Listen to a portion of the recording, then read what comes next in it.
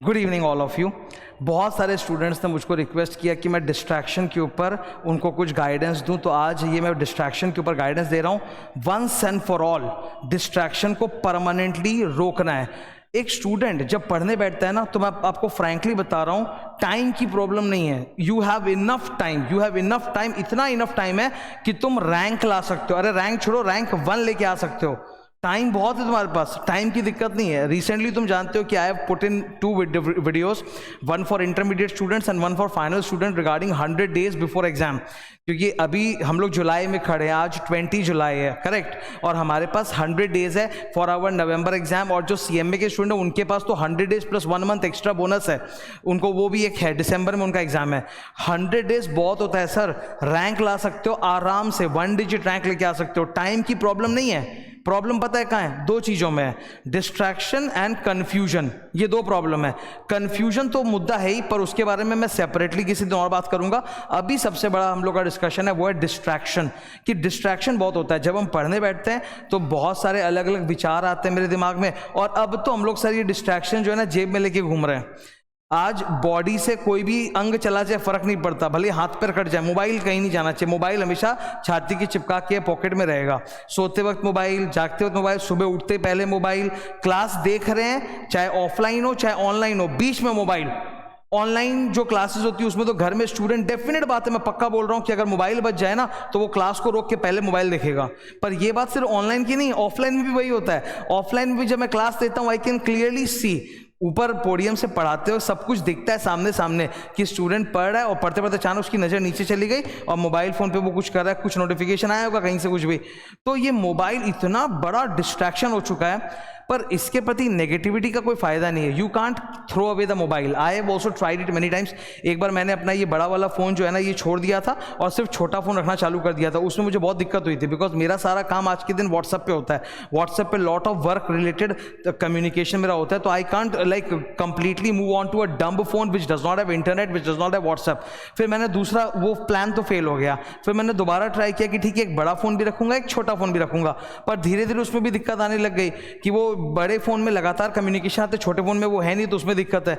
तो एक बात तो मैं समझ गया कि इससे भाग नहीं सकते, ये अब रियलिटी है। और अगर दुनिया में कोई नया टेक्नोलॉजी चेंज आ रहा है तो आप चाह कर भी उसको बॉयकॉट नहीं कर सकते, वरना आपको फोमो हो जाएगा। मतलब सारी दुनिया के पास आज एक मोटा फ़ोन है, स्मार्टफोन है, जिसको वो लोग लगातार यूज़ कर रहे हो, और आप यूज़ नहीं करोगे ना तो आपको लगेगा कहीं आप पीछे तो नहीं जा रहे हो, कहीं आप बैकवर्ड तो नहीं हो रहे हो। You also need to have that is FOMO. And FOMO कोई झूठ नहीं है, फेक नहीं है, ये सच्चाई है, ये रियलिटी है। तो ये तो एकदम लिखी हुई बात है कि भाई ये मोगरी जैसा फ़ोन हम सबके पास रहेगा, और ये डिस्ट्रैक्शन का ना नंबर 1 सोर्स है। क्योंकि हम जब भी flow state of mind achieve करते हैं, पढ़ाई करते हैं तो क्या होता है बीच बीच में ना ध्यान एकदम मेडिटेशन जैसा हो जाता है। What is meditation? Meditation is actually कि आप कोई एक्टिविटी कर रहे हो, आप उसमें इतना डूब गए हो एकदम कि आपको कोई सुध-बुध नहीं है, समय का कोई होश नहीं है, भूख प्यास बंद है और आप उस एक्टिविटी को करे जा रहे हो। That is also known as flow, FLOW, flow state of mind. वो स्टेट ऑफ माइंड पढ़ने के लिए एक विद्यार्थी के लिए दी बेस्ट होता है। पर जैसे ही तुम उस स्टेट ऑफ माइंड में जाते हो, अचानक से टुंग करके कुछ ना कुछ आ जाता है, घंटी बज जाती है, कोई का कुछ व्हाट्सएप पे आ जाता है, तो ये डिस्ट्रैक्शन तो है। अब इसको रोके कैसे? What is the permanent solution? Permanent solution के लिए सबसे पहले तो ये समझ लो, इसको फेक नहीं सकते कि इसको फेंक दिए छोड़ दिया हम बिना फ़ोन की ज़िंदगी जिए, वो हो नहीं पाएगा। थोड़े समय के लिए हो सकता है, मैं मानता हूँ कि इसे 15-16 दिन एग्जाम किया तो उसमें भले ही छोड़ दो, पर अन्यथा आपके लिए छोड़ना बहुत ही मुश्किल है। तो सर इसको हम कैसे करें? एक ही तरीका है, you have to control your urge, you have to love your work. जैसे फॉर एग्जाम्पल मैं समझा रहा हूँ, आज मैं अपनी लाइफ का एग्जाम्पल लेके तुमको बता रहा हूँ मैं कैसे वर्क करता हूँ। एज अ टीचर मैं बहुत सारे सब्जेक्ट्स पढ़ाता हूँ। I teach law, tax, audit, inter, final, अलग अलग लेवल्स को मैं पढ़ाता हूँ। तो मुझे पढ़ाने के लिए बहुत पढ़ना पड़ता है। आउटपुट तभी निकलेगा जब इनपुट हो, तो there has to be a lot of reading and studying. I have to learn a lot. अभी आप जानते हो न्यू सिलेबस आ गया, तो मुझे न्यू सिलेबस की इंस्टीट्यूट की किताबें लगातार पढ़नी पड़ रही है पागलों की तरह, तब जाके तो नया मटेरियल क्रिएट होगा, नया बुक बनेगा। मैं ही नहीं पढ़ूंगा, नया बुक नहीं बनाऊंगा तो स्टूडेंट को क्या मिलेगा? You have to understand that. So मेरी एक आदत होती है, जब मैं पढ़ाई कर रहा होता हूँ पर्टिकुलरली, मैं पहले पढ़ाई स्टार्ट करने के पहले मेरे जितने भी अर्जेंट ऑब्लिगेशंस है वो मैं मोबाइल फ़ोन पे कंप्लीट कर लेता हूँ। उसके बाद मैं इसको स्विच ऑफ कभी नहीं करता, मैं अपना फ़ोन मैं साइलेंट कर देता हूँ, ठीक है। और साइलेंट करने के बाद फेस उल्टा करके इसको रख देता हूँ। या तो अगर मैं डेस्क पे पढ़ रहा होता हूँ, मैं मोस्टली डेस्क पे पढ़ता हूँ, मैं मचान पे बैठ के चौकी डाल के नहीं पढ़ता हूँ, मैं जो स्टूडेंट लोगों को बोलता हूँ वही फॉलो करता हूँ। तो मैं स्टडी टेबल पे जब भी पढ़ के रखता हूँ, आई जस्ट साइलेंट करता हूँ, ताकि कोई भी नोटिफिकेशन आए तो वो रहे, वो मिस नहीं हो जाए। वो रहेगा तो सही ना, उसके अंदर मिस कॉल हो, चाहे मैसेज हो, चाहे व्हाट्सएप हो, चाहे जो भी हो, ठीक है। कि कोई अर्जेंट एक, मान लो मुझे कुछ यूट्यूब चैनल्स बहुत पसंद है जिनका कंटेंट मुझे एकेडमिकली बहुत अच्छा लगता है, जो मुझे भी इंस्पायर करता है, तो आई कीप दो चैनल्स ऑल्सो, ठीक है। जैसे फाइनेंशियल कोई ज्ञान आ गया कि फाइनेंस में ऐसा करना है, स्टॉक मार्केट में कुछ ऐसा करना है, बहुत अच्छे भी हैं चैनल्स, तो मैं उनको रख के रखता हूँ। तो उसमें नोटिफिकेशन आ रहा है, I don't want to lose it, तो मैं सिंपली साइलेंट करता हूँ, ड्रॉवर में डाल देता हूँ। पहले मैं अपना अर्जेंट ऑब्लिगेशन सारा कंप्लीट कर लेता हूँ, सो दैट मुझे मालूम है कि अगले 3 घंटे तक जब मैं पढ़ूंगा तो कोई भी अर्जेंट ऐसी चीज़ नहीं आए जिसकी वजह से मैं डिस्टर्ब हो जाऊँ। तो मैं पहले वो सल्टा देता हूँ, इन्फॉर्म कर देता हूँ सबको, जो रेलेवेंट पर्सन से मुझे जानते हैं कि भाई ये पढ़ने जा रहा है, इसको कुछ बोलने का नहीं है, तो वो पहले से इन्फॉर्म कर देता हूँ, अर्जेंट ऑब्लिगेशन सल्टा देता हूँ, then I make it silent. Simple मैं से साइलेंट किया और मैं ड्रॉवर के अंदर डाल के रख दिया। अब मेरे पास राइट नाउ कोई डिस्ट्रैक्शन नहीं है। I have removed all distraction before starting my session. मेरा जो 3 घंटे का लर्निंग सेशन है, जो मैं मतलब एक बार में 3 घंटे का सेशन बहुत अच्छा होता है, तो मैं 3 घंटे का जो लर्निंग सेशन लगाने बैठा हूँ उसमें I don't want any distraction. I have already planned out all the distractions and eliminated them कि at least for 3 hours, next 3 hours nobody is going to disturb me, whatever it is, वो मेरे पास रहेगा, वो saved रहेगा। अब मैं जब 3 घंटे पढ़ने बैठता हूँ तो सबसे ज़रूरी क्या है, दिमाग तो भाग रहा है, दिमाग तो फिर से बोल सकता है ओहो फ़ोन निकालो ड्रॉवर से और पढ़ लो, देख लो क्या आया क्या नहीं आया। पता है ये कब होता है, जब आप पढ़ते रहते हो अचानक से आप एक बढ़िया स्टेट ऑफ माइंड में चले गए, फ्लो स्टेट में आ चुके हो। पर फिर क्या होता है, अगर आपको कहीं ना कहीं सेटिस्फैक्शन नहीं मिल रहा है, मतलब मान लो कि जो मैं पढ़ रहा हूँ उससे मुझे खुशी नहीं मिल रही, सेटिस्फैक्शन नहीं मिल रहा, कॉन्फिडेंस नहीं आ रहा, तब मेरा मन जो है ना एस्केप भागता है, एस्केप रूट ढूंढता है, and then I want to check out the notifications. और वहीं पर अगर तुम थोड़ा सा एक बार जो मैं बोलने जा रहा हूं वो कर लो तो बच जाओगे। वो क्या है, एक कहावत है तुम सब ने सुनी होगी, शार्पन द सॉ, ठीक है। वो एक लकड़हारे की कहानी होती है ना, एक आई थिंक सब ने सुना होगा वुड कटर वाली स्टोरी जो हम लोग स्कूल में पढ़ते हैं कि बहुत सारे वुड कटर रहते हैं, लेकिन एक पर्टिकुलर बंदा ऐसा रहता है जो कम समय में ज़्यादा पेड़ काटता है। तो बाकी सारे जो लकड़हारे वो उससे पूछते हैं कि यार तुम कैसे ज़्यादा वुड कटिंग कर लेते हो हमसे, तो वो सबको पूछता है कि तुम लोग कभी अपने काम में रुक कर अपनी कुल्हाड़ी को, अपने एक्स को शार्पन करते हो क्या, क्योंकि उससे नेक्स्ट काम जो होगा वो फास्ट होगा, ईजी होगा। तो इसी को अपने शॉर्ट में बोलते हैं शार्पन द सॉ। और इनफैक्ट स्टीवन कोवे की जो किताब है ना 7 habits of highly effective people, उसमें जो 7th हैबिट है वो यही है, शार्पन द सॉ। तो how do I sharpen my saw? I do once very small ritual before beginning my study session.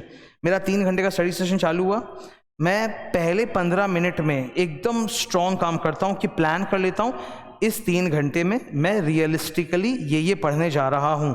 और मैं अननोन चीज़ की बात कर रहा हूँ, मेरी कोई नोन चीज़ होती है ना उसमें तो मुझे टेंशन ही नहीं है। अगर मैं कोई सब्जेक्ट या कोई चैप्टर को पहले से जानता हूँ तब तो मुझे टेंशन ही नहीं है, वो मैं घुसते 1 मिनट के अंदर मैं फ्लो स्टेट में चला जाऊंगा, बिकॉज मेरा पूरा सब कॉन्शियस मेरे को सपोर्ट करेगा।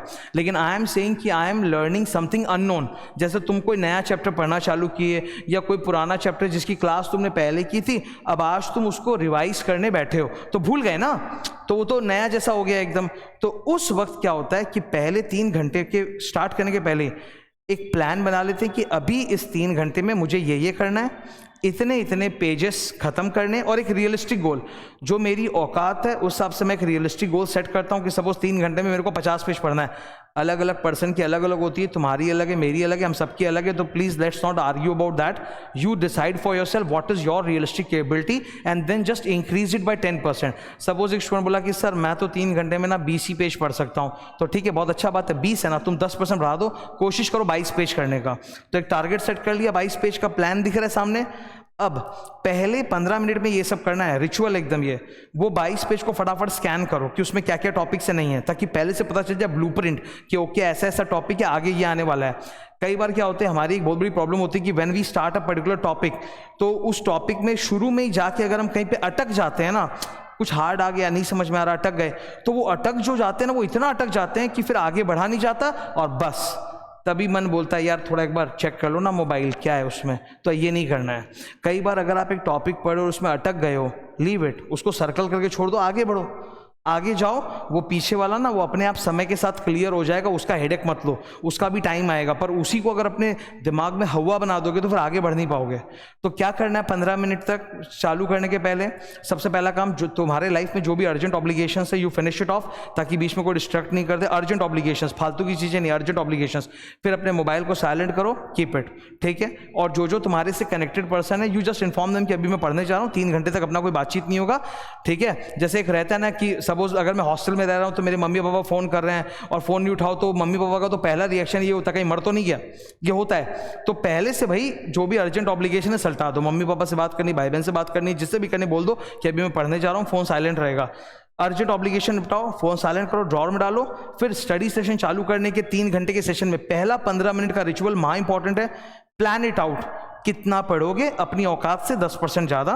फिर एक बार उसको स्कैन कर लो फटाफट। जैसे एग्जाम के पहले भी हम लोग को 15 मिनट का रीडिंग टाइम मिलता है, यू नो दैट नो, कि जो भी एग्जाम अपने देते हैं तो we get 15 minutes reading time. तो 15 मिनट्स में फटाफट स्कैन कर लो कि ये 22 पन्ने या 50 पन्ने जो भी मैं पढ़ने जा रहा हूँ, मैं ये पढ़ूंगा। तो उससे पहले से पता चल जाता है okay this is the range of topics that I am going to study. उससे ना दिमाग पहले से आइडेंटिफाई कर लेता है ये हार्ड है, ये ईजी है, ये हार्ड है, ये ईजी है, ये हार्ड है, ये ईजी है। उससे फायदा क्या होता है, अगर शुरू में मेरे सामने कोई हार्ड टॉपिक आ भी गया और मैं उसमें अटक भी रहा हूँ तो मुझे चिंता नहीं, मुझे मालूम है ठीक है इसको एक बार सर्कल कर देते हैं, आगे तो ईजी आएगा, उसको संभाल लेंगे। तो जो ईजी लाइन में होते जाएगा, और हार्ड भी जो आज हार्ड लग रहा है, जो अभी हार्ड लग रहा है, वो शायद मेरे को 1 घंटे बाद हार्ड नहीं लगे। मेरा लेवल इतना दिमाग का उस ऑर्बिट में चला जाए कि वो हार्ड भी थोड़ा मेरे लिए रिलेटिवली इजी हो जाए, ठीक है। तो उससे क्या होगा, तुम्हारा कॉन्फिडेंस टूटेगा नहीं, तुम ज़्यादा अटकोगे नहीं, परेशान नहीं होगे, और फिर तुम्हारा मन भागेगा नहीं मोबाइल के प्रति।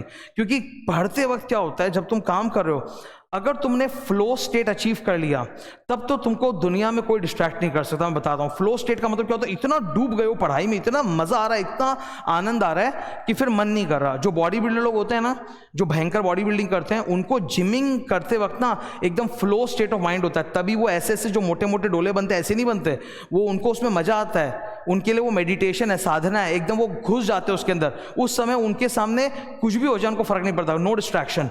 वैसे ही एक स्टूडेंट जब पढ़ रहा होता है, he should always try to enjoy what he studying, डूब जाना है उसमें, तब वो फ्लो स्टेट आएगा तो डिस्ट्रैक्शन नहीं होगा। और फ्लो स्टेट में आने के लिए do that 15 minutes ritual which I'm telling you, कि you scan through the number of pages or the topics that you are going to study in the next 3-hour session, so that you have already identified कि okay this is the range of the topics, this one is hard, this one is easy, this one I can relate to, I can remember something and I'm not getting distracted।